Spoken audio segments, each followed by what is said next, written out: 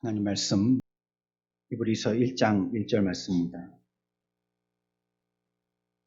옛적의 선지자들을 통하여 여러 부분과 여러 모양으로 우리 조상들에게 말씀하신 하나님이 이 모든 날 마지막에는 아들을 통하여 우리에게 말씀하셨으니 이 아들을 만유의 상속자로 세우시고 또 그로 말미암아 모든 세계를 지으셨느니라. 이는 하나님의 영광의 광채시요 그 본체의 형상이시라. 그의 능력의 말씀으로 만물을 붙드시며 죄를 정결하게 하는 일을 아시고 높은 곳에 계신 지극히 크신 이의 우편에 앉으셨느니라. 아멘. 성탄이라는 날의 중요성보다도 성탄의 의미를 아는 것이 더 중요합니다. 날이라는 것은 우리가 이렇게도 저렇게도 정할 수 있는 것이고, 우리가 12월 25일이 예수님이 나신 날이라는 성경적인 근거는 사실 없습니다. 그러나 우리가 주님의 나심을 기념해야 되겠기에 한 날을 정한 것뿐입니다. 그래서 우리가 정하기만 따로 한다면 12월 1일도 성탄절이 될 수 있는 거고 8월 25일도 성탄절이 될 수 있는 것입니다. 그러니 그 의미를 모른다면 그 날에 근거를 두고 기념하는 것은 별 의미 없는 것입니다. 그래서 오늘 우리는 지난 주일에 보았던 그 똑같은 본문의 말씀을 가지고 성탄의 의미, 그리고 주님의 나심의 의미에 대해서 생각할 것입니다. 특별히 여러분들이 재밌는 걸 얘기 들으려고 한다든지, 우리가 알고 있는 익히 그 사건을 갖다가 다른 시각으로 조명하는 새로운 것을 들으려고 한다든지 하는 그런 마음보다도 우리가 이미 알고 있지만 그 말씀이 우리 가운데 다시 한번 굳혀질 수 있는 귀한 시간이 되기를 축원합니다. 복음에는 두 가지 원칙이 있습니다. 첫째는요, 역사적 사실에 근거해야 된다는 것이에요. 무엇에 근거해야 된다고요? 이게 만약에 역사성이 없다면요, 그건 진실된 종교라고 할 수 없습니다. 그래서 이단을 분별하는 분별법 중에 가장 간단한 방법이 뭐냐면 그 종교의 역사가 얼마나 되었느냐 하는 거예요. 신생 종교는 다 가짜입니다. 우리가 그나마 종교라고 알고 있는 것들은 보면 역사가 굉장히 유구합니다. 그건 세상에서 사람들도 종교라고 인정해요. 그러나 아주 짧은, 하다못해 100년밖에 안 됐다. 그러면 이거는 종교로서의 진실성의 역사성은 떨어지는 것입니다. 또한 그 역사의 길이도 유구해야 되지만 정말 그게 역사성이 있는 사실이어야 한다는 거예요. 사실. 우리나라에 보면 단군 신화 있죠. 또 중국도 많은 사료들을 준비해서 자기들이 얼마나 유구한 역사를 가지고 있는지를 그들의 자료로 삼고, 그래서 주변에 있는 많은 땅들을 자기의 땅이라고 이제 역사적 근거가 있으니까 그러기 위해서 자꾸 사료를 찾아내는데 중국은 땅이 엄청 넓고요. 기록이 우리보다 훨씬 앞선 것 같아요. 엄청나게 많이 썼어요. 그래서 웬만한 건 다 찾아내요. 웬만큼 다 없어져도요, 쓰기를 원체 많이 써서요, 웬만한 건 다 찾아내요. 그러다 보니까 우리나라 땅까지도 자기들 땅이다 하는 거예요. 자기들 사료에 어떻게 썼든지 간에 기록이 되어 있거든요. 그걸 근거로 삼는 거예요. 이처럼 말이죠, 뭔가 진실되다 한 종교라면 그게 사실이어야 하는 거예요. 사실. 신화처럼 알을 깨고 나왔느니, 마늘을 먹었다니, 사람이 됐다느니, 용이 어쨌다느니, 뱀이 어쨌다느니, 이거는 만들어낸 얘기고 이건 사실이 아니잖아요. 그렇다면 복음에서는 예선 탈락입니다. 이게 참 종교가 되느냐, 참 신앙의 대상이 되느냐에서는 그건 예선 탈락이 되는 거예요. 분명히 신앙과 복음에는요, 역사적 사실이 근거돼야 된다는 거예요. 우리가 복음을 오해하는 면 가운데 하나가 그거예요. 영적인 면을 강조하고 초이성적인 면을 다루다 보니까 복음이 그런 건 줄만 알아요. 이 세상의 것들은 얘기하지 않고 하늘의 것들만 얘기하기 때문에 이 세상의 역사와는 상관없는 거라고 오해하기가 쉽다는 거예요. 그러나 복음은요, 매우 실제적입니다. 기독교는 역사와 관련된 종교예요. 우리가 지난 시간에 구약의 계시가 무엇이었음을 밝혔죠? 구약의 계시가 역사적이라고 얘기했죠. 우리 오늘 읽었던 말씀에도 보면 1절에 뭐라고 했어요? 여러 부분과 여러 모양으로 계시하셨다고 그랬죠. 구약의 계시의 특징이 그렇다 했습니다. 여러 부분을 우리가 어떻게 이해하는 것이 쉬우냐 할 때 역사적이다라고 이해하는 게 쉽다라고 말씀드렸어요. 여러 부분이라는 것은 역사적으로 우리들에게 계시하셨다는 것입니다. 메시아에 대해서 계시하실 때요, 각 시대, 각 사람마다 여러 부분으로 하셨다는 거예요. 아브라함을 통해서는 무엇을 계시하셨어요? 민족. 이게 점점 줄여가는 거죠. 이 점강법이라고 그러나요? 조금씩 줄여가는 거죠. 넓혀가는 건 점층이고, 그렇죠? 조금씩 줄여가는 거예요. 민족을 계시하시고요. 야곱을 통하여서는 부족을 계시하시고, 또 다윗과 이사야를 통해서는 가문을 계시하시고, 미가 선지자를 통해서는 출생지를 계시하시고, 또 다니엘을 통해서는 시기를 계시하시고, 말라기를 통해서는 예수님 앞에 올 선구자 세례 요한을 계시하시는 이런 시대별로 각 민족, 부족, 시기, 지역 이런 것들을 역사적으로 아주 정밀하게 나열해 놨다는 거예요. 이게 구약 계시의 부분적이라는 말의 의미죠. 그러니 이 일들은 사실이에요. 사실. 있었던 일이에요. 세상 사람들도 기독교는 잘 모르겠지만 구약을 읽어보면 이스라엘 역사구나라고 얘기하는 사람들이 많아요. 그건 사실이라는 뜻이거든요. 거기에 뭐 하나님이 누구신지 예수님이 진짜 메시아인지 나는 잘 모르겠는데 여하튼 알 수 있는 것은 그거는 이스라엘에 있었던 일, 사실이었다는 말이거든요. 마찬가지로 신약의 계시 역시 역사성을 갖고 있는 것입니다. 기독교는 철학이나 사상이 아니에요. 기독교는요, 사실에 대한 기록이 먼저예요. 사실이에요, 사실. 마찬가지로 성탄절 하면 떠오르는 것은요, 실제적으로 일어났던 사실, 사건이라는 겁니다. 이 일은. 이거 우리가 지어낸 얘기도 만들어낸 얘기도 신화로 뻥튀기 한 얘기도 아니라는 거예요. 사실이에요. 실제적인 것이라는 거예요. 만약에 그것이 실제와 상관없다면요, 기독교는 기독교라고 할 수 없습니다. 이거는 분명히 만든 거잖아요, 그러면. 조작이잖아요.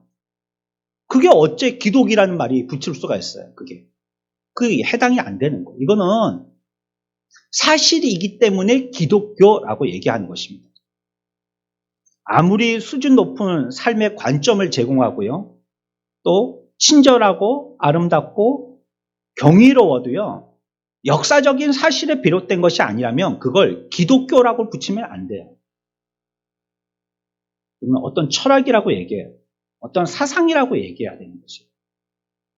두 번째, 복음과 신앙에 대한 원리 또 한 가지는요, 분명히 기독교는요, 예수님의 인격과 관련돼야 된다.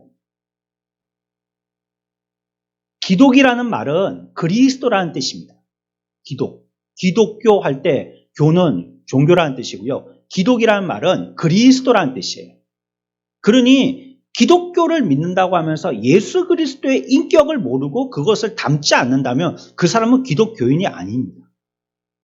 그냥 난 복받기 위해서 예수 믿는다.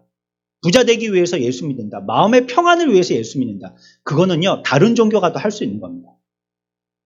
그거는 가부좌 털고 그냥 참선하고 앉아있어도요, 마음의 평안을 누리고 뭐 유쾌하고 머리가 맑아진대요. 저는 안 해봐서 모르겠는데 그렇대요. 정성을 기울이는 종교다. 정성은요, 기독교보다도 다른 종교가 훨씬 더 많이 기울입니다. 우리는 하나님 앞에 기도할 때 1000번 기도해 본 적은 없잖아요. 근데 그 사람들은 한 자리에 서가지고 1000번 기도하거든요. 하루에 3번씩 양탄자 깔아놓고 그들의 신이 있는 곳을 향하여서 하루에 3번씩 꼬박꼬박 전쟁이 나도 전쟁을 멈추고 기도하거든요. 우리는 그 정도는 아니잖아요. 그러니까 뭐 종교가 어떤 정성이니 뭐 다른 것들을 얘기한다면 그것은 기독교하고는 조금 다른 걸 얘기합니다. 기독교라고 한다면 반드시 거기에는 그리스도, 예수님의 인격이 포함되어야 한다는 거예요. 또 우리가 예수 믿는다고 한다면 내가 나의 성질, 나의 마음, 나의 고집 자꾸 부리면 그거 예수 믿는 게 아니에요. 왜냐하면 기독교라는 것은 그리스도의 인격을 배우는 거니까. 그러면 내가 그것을 배운다면 그런 사람이 돼야 된다는 것이거든요.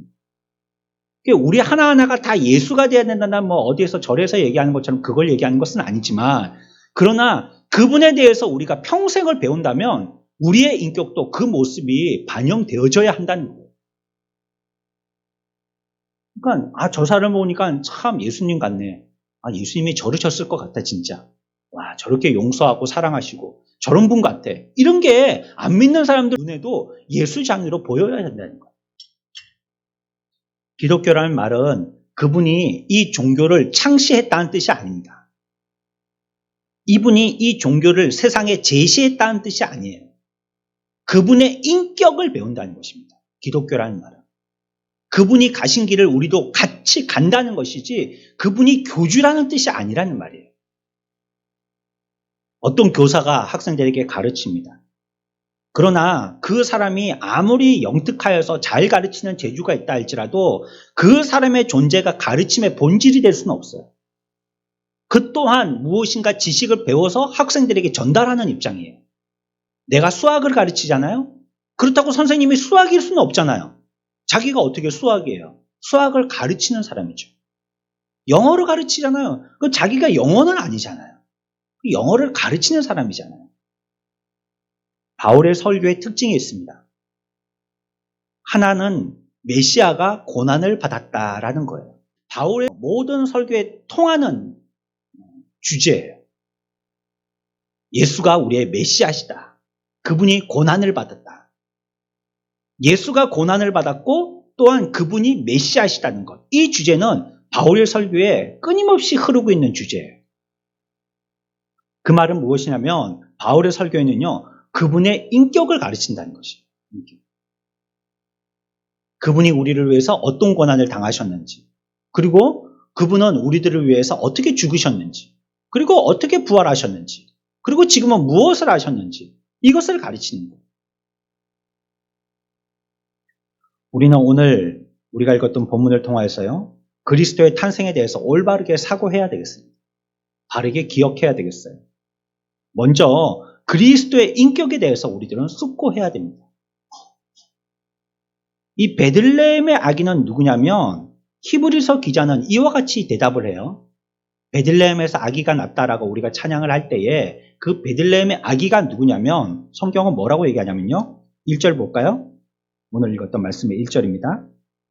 2절까지 다 같이 봅니다. 시작. 이적의 선지자들을 통하여 여러 부분과 여러 모양으로 우리 하나님의 말씀하신 하나님이 이 모든 날 마지막에는 아들을 통하여 우리에게 말씀하셨으니 이 아들을 만유의 상속자로 세우시고 또 그로 말미암아 모든 세계를 지으셨느니라. 아멘. 2절에 계속 강조하고 있는 단어가 있죠. 그 베들레헴에서 나신 이는 누구라고요? 바로 아들이시다는 거예요. 주님의 아들이시다. 하나님의 아들이시다는 거예요. 여러분, 그 어떤 특별한 선구자가 태어나서요. 그 사람이 종교를 이끄는 그런 종교들이 많습니다. 어떤 특별한 깨달음이 있는 사람이 있는데 그 사람이 뭘 득도한 거예요. 그래서 세상이 범인들이 가히 근접하지 못하는 특별한 우주의 도리를 깨닫고요. 그 제자들에게 가르치는 그런 종교들이 많이 있습니다. 그러나 예수님은 그런 어떤 제자들을 가르치는 스승이 아니라는 거예요. 누구시라고요? 하나님의 아들이시다는 거예요. 아들. 베들레헴에 나신 분은 우리들의 스승이다. 물론 우리에게 가르치신 분이니까 스승이기도 하지만 그분은 혈통적으로 하나님의 아들이시라는 거예요. 그 아들이 보세요. 아들을 통하여 이 아들을 만유의 상속자로 세우시니라고 얘기하고 있어요.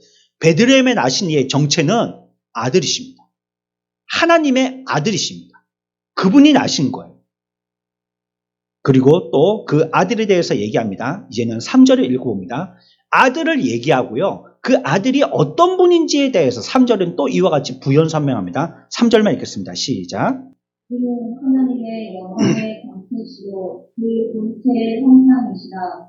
그의 능력의 말씀으로 만물을 지키시며 그를 정결하게 하는 일을 하시고 높은 곳에 계신 지극히 크신 이의 우편에 앉으셨느니라. 아멘.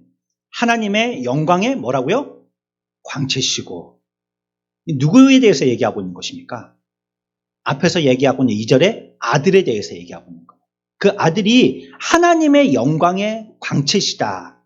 그러니까 영광의 빛을 반사하는 분이다, 이런 말이 아닙니다. 우리는 빛이 없어서 하나님의 빛이 우리 가운데 반사되어야 됩니다. 우리는 계속 죽음이고 어두움이고 죄악입니다. 우리는 원래 그래요. 우리의 몸은 항상 그래요. 죄 가운데 그 자석처럼 죄의 형상이 내 주위에 있으면 나는 그냥 거기에 자동적으로 붙어버려요. 죄 쪽으로 갑니다. 그래서 항상 깨어라 하는 거예요. 깨어있지 않으면 자동적으로 가기 때문에 이거는 뭐 자동이에요. 그냥 손 나면 만유인력의 법칙에서 떨어지듯이 우리들도 그냥 영적으로 깨어있지 않으면 그냥 밑으로 떨어지는 건 자동이에요. 깨어있어야 되는 거예요. 그래서 그렇게 우리들은 빛이 없으나 빛을 반사하는 존재인데 그 아들에 대해서는요, 반사가 아니라 영광 그 자체라는 거예요. 영광의 광채라는 거예요. 영광의 광채. 이 빛의 근원이시라는 것입니다. 그러면서 그분은요, 그러면 이분이 하나님이시네. 예, 하나님은 하나님인데요. 성부 하나님과는 구별된다는 거예요. 그래서 표현할 때 아들이라고 표현한 거예요. 성부 하나님과는 구별되어진 하나님이라는 거예요. 이거 우리가 이해할 수 없습니다. 목사님 무슨 말입니까? 목사님도 모릅니다. 성경이 얘기하고 있는 대로 여러분들에게 전달할 뿐입니다. 없는 얘기 만들 수도 없는 거고요. 이해시키느라고 얼짱도 않은 설명을 붙일 수도 없는 것입니다. 그냥 성경이 우리들에게 그렇다 하면 저는 여러분들에게 전달할 뿐이고 우리는 그저 믿을 뿐입니다. 하나님은요, 삼위의 하나님이 계셔요. 한 하나님이시지만 성부 하나님, 성자 예수님, 성령님 하나님이 계신 거예요. 다 하나님이세요. 그러나 그분은 각각의 하나님이시지만 또 한 분의 하나님이신 거예요. 이어서 또 뭐라고 말씀하시냐면 3절에 그 본체의 형상이시다는 것입니다. 무슨 뜻입니까? 하나님을 형상으로 보여주셨다는 거예요. 이걸 구약시대 때 계시로는 사람을 통하여서 하나님을 보여주셨다 해서 어떻게 나타낸다고 그랬다고요? 예, 현현이라고 그러죠. 현현. 현현이라는 말씀은요, 하나님이 나타났다는 것은 아니에요. 하나님이 나타나시면 강림이라고 얘기합니다. 하나님이 직접 이 땅에 오신 거. 예수 그리스도가 강림하셨다라고 얘기하시지 현현하셨다라고 얘기하지는 않아요. 현현은 어떤 멋진 대상이 있어요. 어떤 선지자가 예로 있으면요, 그 사람을 보니까 그 사람이 모습도 멋지지만 그 사람의 모습을 보고 얘기하는 걸 듣고 삶을 보니까 하나님의 어떠하심을 알겠어요. 그러면 그걸 보고 하나님의 현현이다 이렇게 얘기하는 거예요. 하나님께서 자기를 드러내시되 어떤 형상으로 우리들에게 묘사하시듯이 보여주신 거예요. 그림처럼. 그걸 현현이라고 얘기하는 거예요. 근데 예수님은 현현은 아니고요, 하나님이 형상으로서 우리들에게 나타나신 분이에요. 그분이 누구라고요? 예수님이시라고. 지금 못 따라오고 계신데요. 대답을 빨리빨리 못 하시는 거 보니까, 네? 지금 내가 지금 율동을 까먹을까 말까 막, 앞에 나가고 막, 이거 막 생각하시느라고 여기 집중 안 되시는 것 같으신데. 예수님은요, 보여주신 하나님이라는 뜻입니다. 예수님. 하나님을 보여주신 거예요. 그분이 예수님이세요. 그래서 성경학자들은 이걸 이렇게 표현하고 있는데 저도 찬성합니다. 예수님을 실링 왁스 스탬프라고 표현하고 있어요. 이 말 제가 찾아서 처음 봤습니다. 요즘으로 표현하면 이렇다는 겁니다. 예전은 인을 친다 이 뜻이에요. 제가 인터넷에 찾아보니까 요즘에 이것과 비슷하게 쓸 수 있는 단어가 이 단어더라고요. 실링 왁스 스탬프. 여러분들 아세요? 이거 인터넷 보면 팝니다. 촌농 있죠, 촌농. 촌농을 갖다가 녹여서 떨어뜨리는 거예요. 그리고 거기다 도장을 찍는 겁니다.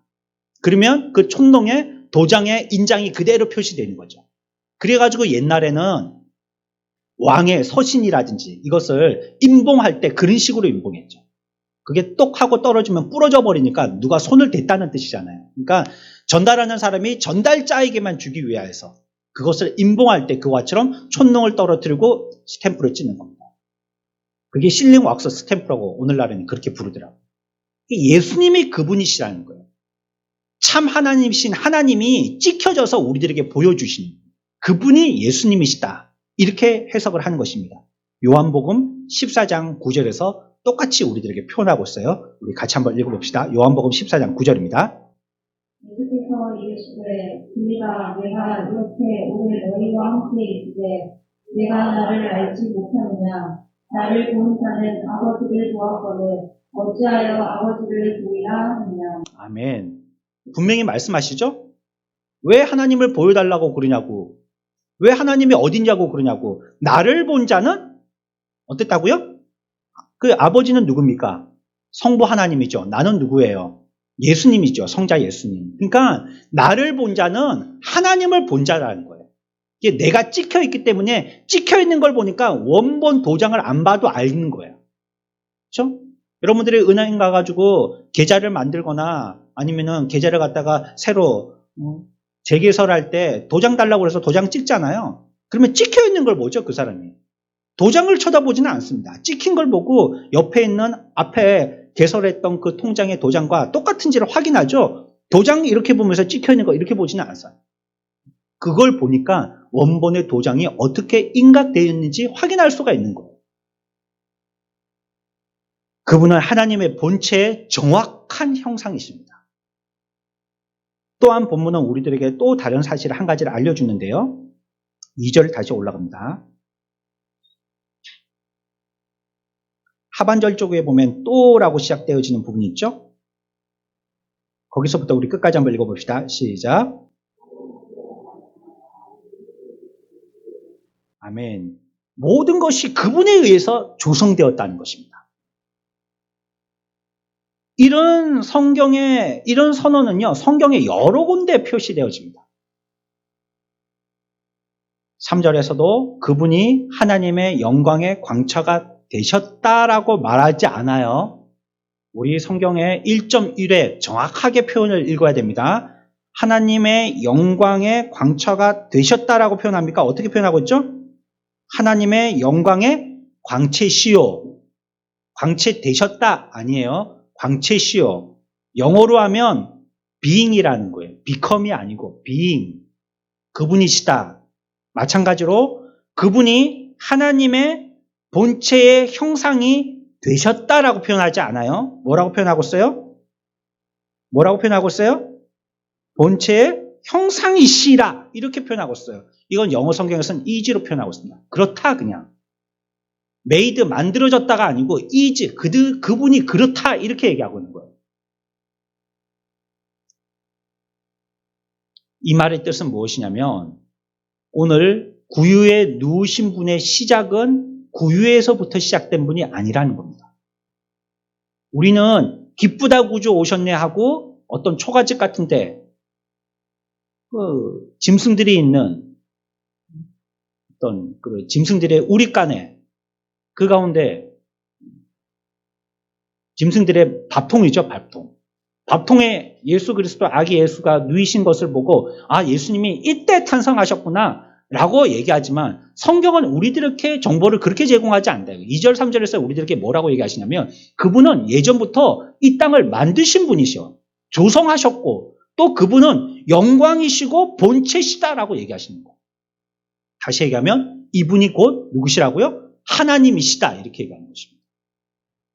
우리의 선구자, 스승, 훌륭한 위인, 위대한 인물 이렇게 얘기하지 않아요. 그분이 하나님이시다 우리에게 명확하게 얘기하고 있는 것입니다. 그래서 이제 그분이 어떤 일을 행하셨냐면요. 오늘 히브리서를 쭉 읽어보면 그분이 나심에서부터 1장에서 얘기하고 있는데 이 출생에 대해서요. 더 이상 그분이 어떻다는 정체를 얘기하시지 출생에 더 이상의 그 부연 설명을 하지 않아요. 이제 그 끝이에요, 그냥. 창세기 1장 시작하듯이. 하나님이 만드셨다 하고 끝이지, 어째 만드셨는지, 그래갖고 어떻게 세세, 그런 거 얘기하잖아요. 그냥 만드셨다, 끝이고, 히브리서 1장에서도 그분이 하나님이시다, 끝. 나머지는 우리가 믿음으로써 받아들일 문제예요. 믿느냐, 마느냐예요. 그리고 그 이후에 설명하고 있는 것은 영광과 십자가의 수치와 죽음과 매장과 무덤 그리고 그 이후에 다시 영광에 대해서만 얘기하고 있어요. 그래서 우리들은 주님을 나심을 얘기할 때 어떤 보여지는 형상에 자꾸 매여서는 안 됩니다. 자꾸 뭔가를 보여주려고 하는 것은 기독교에 있어서는 함정이에요. 뭔가 자꾸 보여줘서 뭘 자꾸 나타내려고 하는 것, 이거는요, 마치 이건 비슷한 예가 될란지 모르겠지만 우리가 예전에 동화를 엄마한테 듣잖아요. 잠자기 전에 엄마 동화책 한 개 읽어줘. 그러면 뭐 신데렐라 읽어주든지 백설공주 읽어주잖아요. 근데 요즘에 영화에 보면 신데렐라 백설공주가 나오거든요. 이런 거였어. 아이고 무서워. 막 이런 생각. 백설공주가 저랬어 막. 좀 마녀가 진짜 저랬어 막. 와, 실감나게 만들긴 만들었는데 동심 파괴하죠. 다 깨버리죠 생각을. 그것처럼 뭔가를 자꾸 보여주면 우리가 갖고 있는 우리의 믿음을 오히려 더 흐트리는 겁니다. 주님은 이 땅에 계실 때 자기에 대한 증거로 아무것도 보여주질 않으셨어요. 땅에 글 같은 거 써놓은 것도 그냥 잃었을 땐 다 지워버리셨어요. 아무것도 안 남기셨어요. 남겼다고 찾았다고 하는 건 전부 다 사람들이 만들어낸 겁니다. 그게 사실인지 아닌지도 모르고. 뭐 예수님이 박혔던 십자가에 박혔던 모신이 뭐 예수님을 쌌던 뭐 세마폰이 뭐 이런 말 하는 거 이게 전부 다 사람들이 증명할 수 없는 것들이에요, 사실은. 그래서 우리가 예수님에 대해서 생각할 때 너무 형상적인 것, 우리가 머리에 딱 떠오르는 것은 뭐 인근에 있는 어떤 병원 앞에 가보면 병원 접수처에 예수님이 딱 이렇게 마리아에게 앉혀 계시는, 안고 계시는, 그리고 옆에는 박사들이 이렇게 서 있는, 이런 거 머리에 많이 그림을 그리고 보다 보니까 예수님은 이때 나셨구나 이렇게 생각을 하고요. 또 예수님의 얼굴에 초상화를 하도 많이 봐가지고 예수님은 저런 분이야. 여러분들 천국 가면 예수님 못 알아볼지 모릅니다.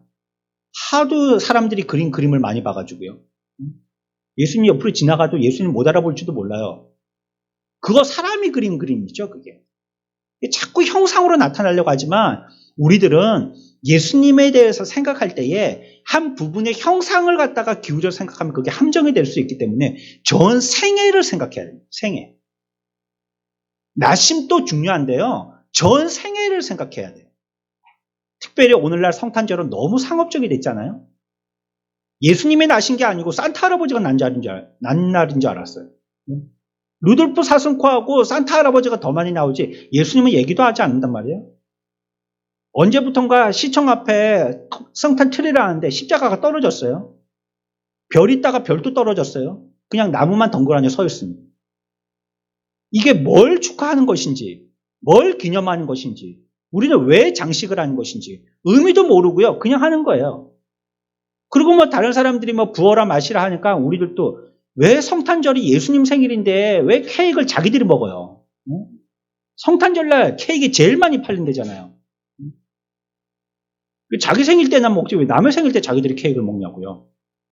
그리고 우리들끼리 그냥 축하하고 마는 것입니다. 예수님을 생각한다면 분명 나심에 대해서도 우리들도 기념하기 위해서 오늘 모여서 예배하는 것입니다. 그러나 예수님에 대해서 우리가 생각한다면 반드시 그 생애를 통틀어서 생각해야 합니다. 우리의 시야는 너무 세속적이고 육체적이어서요. 감상적이거나 어떤 특정한 사건에 집중합니다. 그게 굉장히 쇼킹하거든요. 머리 탁 꽂히잖아요. 그러나 성경은요. 그거는 그냥 스무스하게 넘어갑니다. 그리고 주님의 여정을 설명합니다. 어째서 그렇게 사셨고 어떻게 죽으셨는지 말이죠. 그러니까 성경은 어디에 집중하느냐? 성탄절에 집중하느냐? 아니요. 성경은요. 예수님의 전 생애에 집중하고 있어요. 예수님의 전 생애를 보여주려고 하는 것이지 성탄절만 집중하지 않아요. 베들레헴에서 아기로 나신 모습, 또 나이가 들어서 회당에서 율법을 토의하시는 모습, 나이가 30살이 되어서 그분의 행적들, 성경은 그렇게 기억하고 있단 말이에요. 사람들은 그분의 입에서 나오는 은혜의 가르침을 듣고요. 그리고 순환, 십자가, 부활, 승천, 하나님 우편에 계심을 성경은 얘기하고 있습니다. 그래서 우리는 예수님의 탄생이나 생에 대해서 이 감상적으로 접근하면 안 돼요. 막 이거에 흥분하고 덩달아 기분이 붕 뜨고 야 성탄절인데 뭐 밖에 나가서 뭐 좀 해야 되는 게 아니냐고 성탄절인데 뭐 좀 기분 좀 내야 되는 게 아니냐고 유달리 히브리서는요, 여기에 대해서 우리에게 굉장히 차분할 것을 요청하고 있어요. 3장으로 가봅시다. 히브리 3장입니다. 히브리서 3장 1절 한 절만 다 같이 읽습니다. 시작. 그러므로 함께 하늘의 부르심을 받은 거룩한 형제들아, 우리가 믿는 우리의 사도이시며 그의 제사장이신 예수를 깊이 생각하라. 아멘. 예수를 깊이 기념하라. 예수를 깊이 축하하라. 예수를 보고 높이 행사하라. 이렇게 얘기하지 않아요. 어떻게 하라고요? 예수를 깊이 생각하라는 겁니다. 생각하라. 들뜨지 말고. 보여지는 형상 거기에 집중하지 말고 생각하라는 겁니다. 이게 끝인 줄 압니까? 12장 가봅니다. 히브리 12장입니다. 3절 같이 읽습니다. 시작. 너희가 피곤하여 낙심하지 않기 위하여 죄인들이 이같이 자기에게 거역한 일을 참으신 일을 생각하라. 아멘. 누구 얘기하는 겁니까? 예수님이 얘기하는 겁니다. 뭐 하라고요? 그분을 생각하라고요. 조금 고상하게 말을 붙인다면요. 묵상하라는 뜻입니다. 예수를 묵상하라는 것이죠. 우리가 적어도 예수에 대해서 한 번만 묵상하면 들뜨는 기분이 가라앉습니다. 안정이 되어져요. 그분의 생애를 통틀어서 생각하면 우리가 이렇게 성탄절날 붕 뜨지 않아요. 굉장히 진중하고요. 어떨 때는 마음이 아파요. 왜? 예수님은 우리에게 이와 같이 환영받으려고 오신 분이 아니시거든요. 사실 예수 개인의 의미로 본다면 뭐 때문에 오신 거예요? 뭐 때문에 오신 거예요? 죽으려고 오신 거거든요. 죽으려고. 뭐 누구야 안 죽는 사람이 있겠습니까? 하지만 그의 삶의 목적은 죽음이에요. 우리를 위해서 죽기 위해서 오신 거예요. 그게 기분 좋아요? 예? 여러분들 남의 장례식장에 가갖고 막 춤추고 반짝이 막 불을 흔들면서 기분 좋습니까? 아니죠. 그러니 히브리서에서는 우리들에게 단단히 강조하고 있는 거예요. 주님의 오심에 대해서 생각할 때는 그 전생애를 두고 우리가 묵상해야 된다라고 얘기하는 거예요. 그분이 왜 오셨느냐? 그 의미를 아는가? 그의 삶은 어떠셨는가? 그리고 그분의 마지막은 어떠신가? 물론 우리가 기념하고 기분 좋은 게 있죠. 왜냐하면 그분은 죽지 않고 부활하고 승천하셨으니까. 또 우리들도 그분이 부활의 첫 열매고 우리들은 두 번째, 세 번째 열매가 되어지고 또한 그게 순서상으로 두 번째, 세 번째 열매라기보다도 또한 우리들도 그와 같이 된다는 것을 우리들에게 약속하신 것이니까 그건 기분 좋고 흥분되어질 일이죠. 그러나 그분의 생애를 생각할 때에는요. 우리는 더 진중할 필요가 있는 거예요. 우리의 삶에 대해서는 주님의 인격과 우리의 인격을 비교하면서 우리들은 하나님 앞에 더 회개할 거리를 찾아야 될 것이에요. 그 사실을 보는 것으로 그쳐서는 안 된다는 겁니다. 눈에 속지 마십시오. 삼손과 드릴라 있잖아요. 삼손이 죽을 때 나중에 어떻게 죽었어요? 어떻게 죽었습니까? 눈이 뽑혀 죽었어요. 눈이 뽑혀. 왜? 이방 여인인 드릴라를 눈으로 사랑했거든요. 보고 사랑했단 말이에요. 이방 여인임에도 불구하고 그들은 혈통적으로 유대인의 혈통을 지켜야 되는데 그렇지 않고 눈에 좋은 대로 여인을 구해서 결혼해버렸단 말이에요. 부모를 다 설득시키기 위해서 그렇게 한 것이에요. 눈에 보이는 것에 그치면 아니에요. 보이는 것은요, 우리들을 얼마든지 속게 만들 수 있습니다. 보이는 것이 다가 아니에요.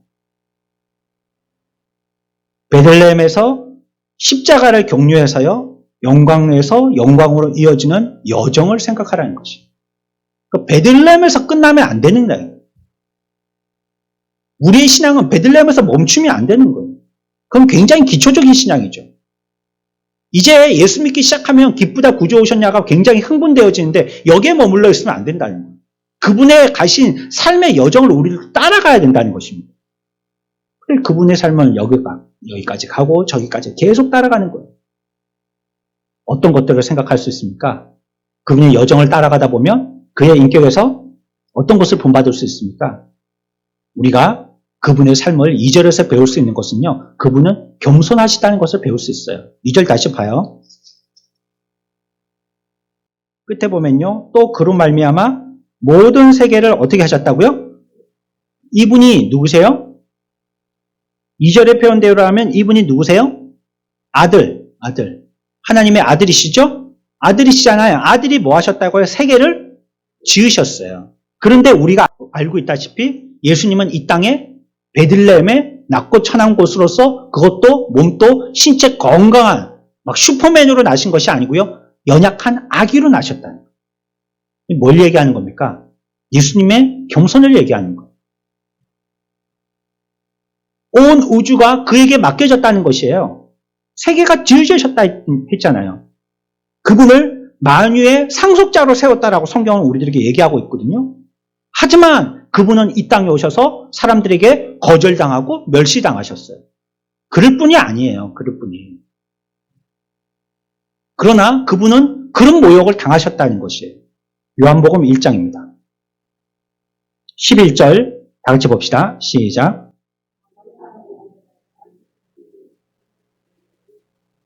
아멘. 자기 땅에 왔거든요. 왜냐하면 그분이 지으셨거든요. 자기 땅이잖아요. 자기가 지었으니까. 내 거잖아요. 그렇죠? 그런데 왔는데 그 백성도 자기 백성들의 왜? 자기가 지었거든요. 하나님이 다. 인간을 하나님이 만드셨잖아요. 자기가 만든 땅에 자기 백성들에게 왔으면 어떻게 해야 돼요? 환영받아야죠. 하다못해 띵동 누르면 집에 키우던 강아지도 자기 주인이 오면 난리가 허리가 부러지려고 꼬리를 흔들잖아요. 그래서 아마 반려견, 반려묘 이렇게 키우는 것 같아요. 사람이 그렇게 반깁니까? 그렇지 않죠. 사람이 왔다 할지라도 그렇게 반기지는 않을 거예요. 예비가 온 것 같습니다. 그렇게 반기지는 않을 겁니다. 그런데 동물이 오니까요, 엄청 주인은, 정말 그것만 눈물 날 지경이더라고요. 어떤 영상을 보니까 군대에서 군 생활을 하고 한 4년, 5년 만에 집에 찾아왔는데 이 개가 처음에는 쿵쿵쿵쿵 하고 냄새를 맡더니 잘 모르겠는데 나중에는 알아보니까요, 미치는 거예요, 개가. 막 팔딱팔딱 뛰고, 얼굴을 막 주인의 얼굴을 다 빨아먹으려고 그래요, 막.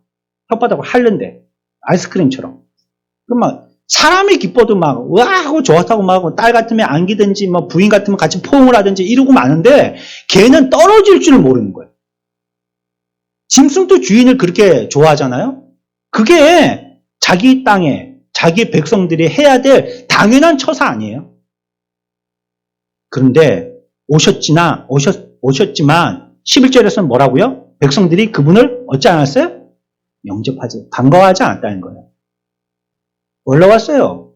이런 식이었다는 거예요. 뭐 하려고 왔어요? 네? 왜요? 왜? 이걸로 끝났습니까? 잡아 죽였습니까? 말이죠.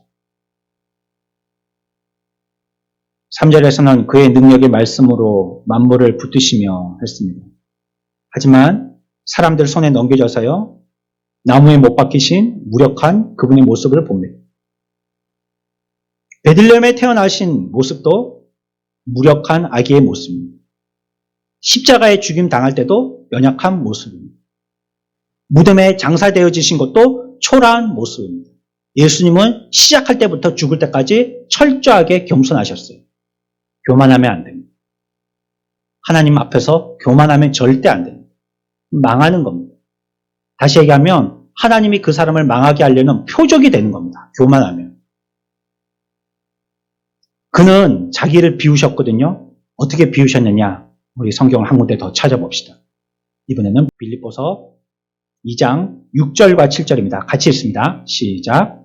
그리고 하나님의 본체시나 하나님과 동등됨을 취할 것으로 여기지 아니하시고 오히려 자기를 비워 종의 형태를 가지사 사람들과 같이 되셨고. 아멘. 그 앞에서 말한 거하고 동일하죠? 하나님의 본체시지만. 그러나 하나님과 동등되게 취급하지 아니하시고 자기를 비워서 종의 형체를 가지사 사람과 같이 되셨다라고 말씀하고 있어요. 여기에 우리가 오해할 만한 오해 소재의 단어가 하나 있어서 짚고 갑니다. 그분이 하나님과 동등됨을 취할 것으로 여기지 아니하시고 오히려 자기를 비워, 그러니까 비운다는 이 말을 갖다가 어떤 이단들은 어떻게 얘기하냐면 완전히 하나님과 하나님의 영광 다 비워버렸다 이렇게 얘기하는데 그걸 얘기하는 거 아니에요. 그 비웠다 하니까 그러면 하나님도 아니고 사람도 아니고 아무것도 아니고 헛개비가 됐단 말이냐? 그거 얘기하는 게 아니라는 거예요. 이거는 비우심에 대한 표시를 하셨다 이 말이에요. 대통령인데요. 한 번씩 그럴 때 있죠. 다른 국가 정상 원수들이 왔었을 때 밥 먹으러 청와대에서 거나게 한상 다리가 부러지도록 먹는 게 아니고 그들과 함께 시내에 나가서 국밥 먹는단 말이에요. 국밥 6,000원짜리 전주에 가서 어디 비빔밥 먹는단 말이에요. 그런 거 보니까 야, 저 두 분 소탈하시네. 대통령이지만 우리가 그런 생각을 하잖아요. 그 국밥 먹고 그 사람들이 비빔밥 먹는다고 그 사람들이 뭐 낮고 천한 사람들입니까? 아, 뭐 그게 좀 표현이 좀 과했다면 그 사람들이 서민입니까? 아니잖아요. 대통령이잖아요. 대통령의 지위는 유지하지만 그걸 그렇게 표시하는 거잖아요. 비웠다는 뜻이 그런 뜻입니다. 여전히 하나님이시지만 그 모습을 하나님이심을 다 내려놓았다라고 사인으로 보여주셨다는 거예요. 그걸 비웠다라고 얘기하시는 것입니다. 땅에 계셔서 여전히 하나님의 아들이시지만 하나님의 아들의 삶을 사시지 않았다는 거예요. 그래서 예수님은요, 자기의 신분을 철저하게 은닉하셨어요. 숨기셨어요. 어떨 때는 자신을 나타내기도 하셨지만요, 한편으로는 감추셨어요. 귀신들을 내쫓은 다음에 귀신들에게도 말하지 못하게 했어요. 내가 구주라고 얘기하지 마라. 귀신들에게 명령했거든요. 병을 고쳐줬어요. 그 사람들에게도 아직까지 말하지 말라고 그랬어요. 하나님의 아들이 육체의 몸을 가지고 사람의 모양으로 나타나셔서 보여주셨습니다. 그러나 또한 그분의 신성은 감추고 계셨어요. 그분이 이 땅에 오신 이유가 있어요. 이유는요, 자기가 영광받기 위해서라기보다는요, 하나님을 나타내기 위해서 오신 거예요. 예수님은 하나님이시지만 이 땅에 오셔서 하나님이 어떤 분이신지 우리들에게 보여주신 거예요. 요한복음 14장 9절 말씀 시작. 예수께서 이르시되 우리가 내가 이렇게 오래 너희와 함께 있으되 내가 나를 알지 못하느냐 나를 본 자는 아버지를 보았거늘 어찌하여 아버지를 보리라 하느냐. 나를 본 자는 누굴 봤다고요? 아버지를 봤다는 것이. 그렇죠? 나는 아버지를 보여주기 위해서 온 사람이에요. 아버지가 그런 분이라는 걸 나타내기 위해서 오신 분이에요. 그분이 예수 그리스도세요. 그래서 베들레헴은요, 베들레헴에서부터 시작되어서요, 이것으로 끝이지 않고 갈보리까지 가야 되는 것입니다. 그러니까 우리의 신앙이 베들레헴에서 멈추면 안 되고 갈보리까지 가야 돼요. 끝까지 가야 돼요. 그래야지 그걸 신앙생활이라고 할 수 있는 거예요. 한 토막을 보고, 어떤 부분을 보고, 어떤 특별한 것을 보고, 어떤 유혹적이고 매력적인 부분을 보고 그것만으로 신앙생활이라고 얘기하기는 조금 모자르다는 것이. 예수님께서 이 땅에 왜 오셨느냐? 하나님을 보여주시기 위해 오신 것처럼 베들레헴에서 왜 나셨느냐? 어디로 가기 위해서요? 갈보리까지 가기 위해서 오신 겁니다. 모든 사람을 위해서 죽음을 맛보기 위해서 오신 것입니다. 그분이 한 아기로 태어나신 것은요, 십자가를 통과하기 위해서 태어나신 겁니다. 죽기 위해서 나신 것입니다. 그리고 우리는 오늘 우리가 기록한 이 히브리서 저자가 주목하여서 강조하는 바를 따라가야 돼요. 저자가 얘기하는 것은 그것입니다. 그분은 성육신하에서 오셨고요. 우리 가운데 거하신 결과에 대해서 얘기하고 있어요. 육신의 몸을 입고 이 땅에 오셔서 그분이 어땠느냐? 이제는 우리의 약함을 다 아시고 체휼하시고요. 대제사장이 되셨다라고 얘기하고 있어요. 이 체휼이라는 말은 아시죠? 동정하고 비슷한 말입니다. 체휼은. 근데 체휼은 그 사람의 마음을 충분히 이해하고 위로하는 거예요. 그게 체휼입니다. 우리와 같은 인성을 갖고 계시고요. 피곤도 아시고 배고픔도 아시는 분이십니다. 고뇌도 아시고 슬픔도 느끼셨던 분입니다. 죄를 제외하고는요, 모든 점에서 우리와 같은 결을 갖고 계신 분이셔요. 그 결과로 우리의 모든 약함을 체휼하시고 불쌍히 여기시는 대제사장이 되신 것입니다. 그리고 우리와 삶을 나누시는 것이에요. 우리의 고통을 경험하셨어요. 죽은 자 가운데서 살아나셨지만 여전히 그분은 하나님이시고 사람이십니다. 성경 우리들에게 얘기합니다. 예수 그리스도는 영원한 영광의 광채이시고 하나님의 본체의 형상이시다라고 얘기합니다. 그분이 이 땅에 오시고 베들레헴에 나시고 한 생애를 사시고 죽으시고 무덤에 장사 지낸 바 되었다가 다시 살아나신 것은 저와 여러분들을 구원하기 위함이시다라고 얘기하고 있습니다. 구약의 계시에 초점이 있다고 그랬죠? 사람들에게 맞추는 겁니다. 사람. 우리를 위해서 계시하여 주신 거예요. 우리의 구원을 위해서입니다. 주님의 나심도 우리의 구원을 위해서입니다. 우리의 죄에서 우리를 건지시기 위해서, 그리고 우리를 하나님과 화목토록 하기 위해서 그 모든 일을 친히 감당하신 것입니다. 그래서 예수님의 나심 자체는 우리를 구원하실, 우리가 구원받을 구원의 방법이 생겼다는 면에서는 우리들은 기쁘다 굳이 오셨냐가 되지만 주님 당사자로 봐서는 슬프신 일이죠. 안타까운 일이죠. 만약에 우리가 죄를 짓지 않았더라면 그분이 직접 이 세상에 인간의 모습으로서 저렇게 낙고천하게 나실 이유도 없는 것이죠.